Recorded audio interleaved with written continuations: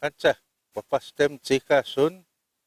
And today I'm going to be, we're going to be showing you a little bit about calling, uh, elk calling, or wawaskisu, because wawaskisu.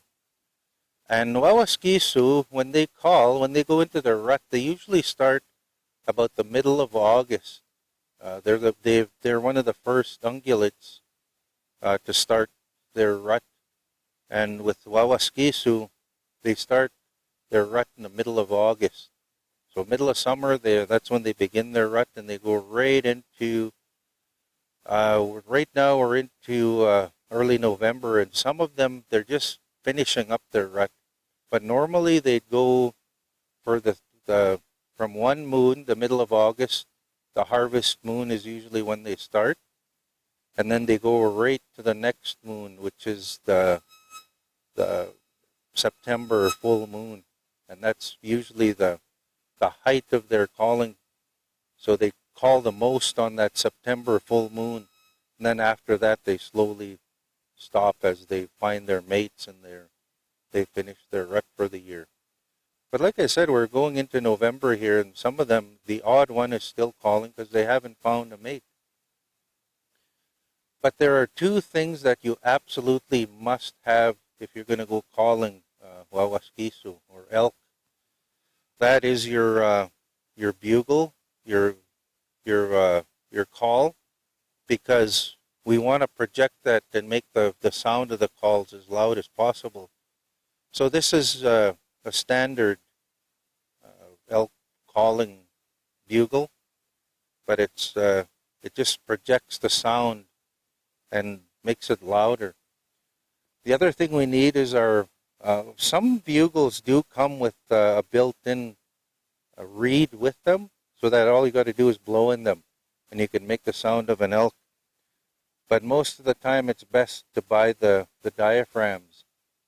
So with these elk diaphragms here, if you look at them, you can pick them up in any hardware store or outdoor store, and you just ask for where their elk calls are. And there's two calls that you absolutely must have because those are the most widely used and what's going to bring in wawaskisu for you. You need a bull call, hopefully a satellite bull call. Satellite bull is usually a bigger bull that gets its herd.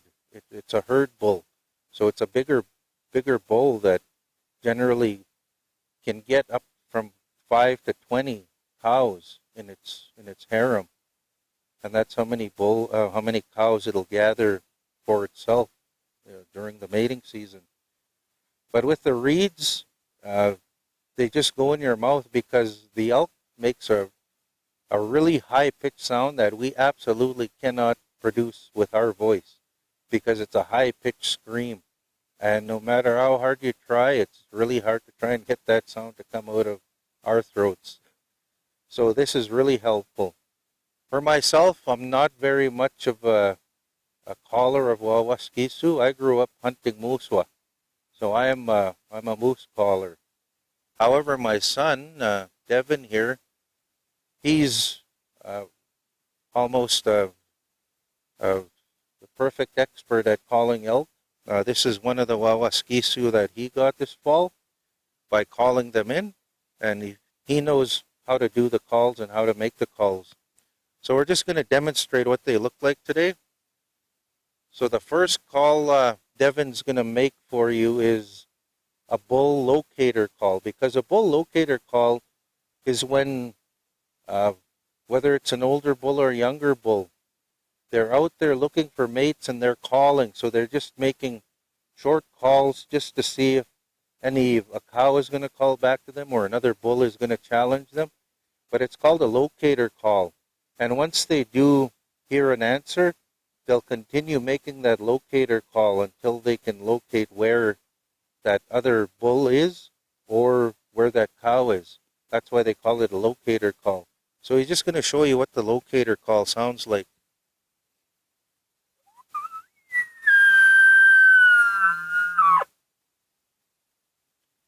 So a simple short call, and it's a very much exactly what it sounds like. It's a locator call. It's just sort of saying, hey, is there anybody out there? Is there a bull out there? Is there a cow out there? Is anybody out there?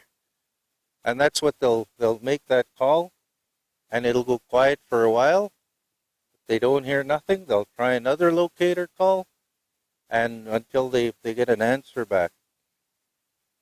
Once they do get an answer back, what that bull, because that was a bull locator call, is he's probably going to do a challenge call. So Devin's going to show you the challenge call.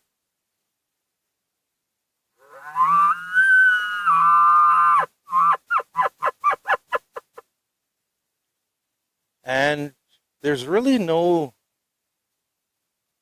set time on the time between calls, because remember, these elk, when Wawaskisu are angry, they might just constantly be calling, doing their challenge call once they've got a challenge back. Or they might call once like that and then not call for a while, because they're seeing what kind of answer they're going to get. Because remember, these animals are talking to each other. And if they're doing a challenge call, if somebody accepts that challenge, you might do another challenge call and continue that call until they come right to where you are if you're calling them in, or right to where another bull is. But that's how they call. The other call that you might you definitely want to know is the cow elk call, because with a cow elk call, if you hear a bull elk locator call and you want to try and draw him in, you might use a cow call, and hopefully that bull is going to think, hey, I just gave a locator call and a cow answered back, so I'm going to go find that cow now. So with that, after that bull's made that locator call, and we kind of hear that we're thinking that maybe a cow call might work, Devin's going to show you what the cow call sounds like.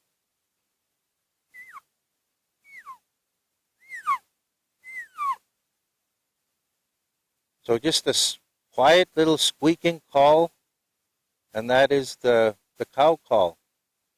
And again, you want to use that sort of at a close range, because that sound's not going to carry very far.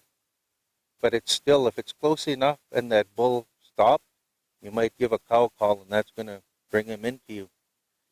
But those are the three main calls you want to learn. The bull locator call. So we'll show the bull locator call again.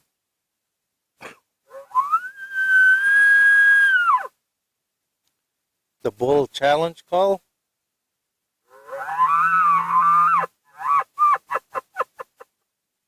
And the cow call. So those are the three calls.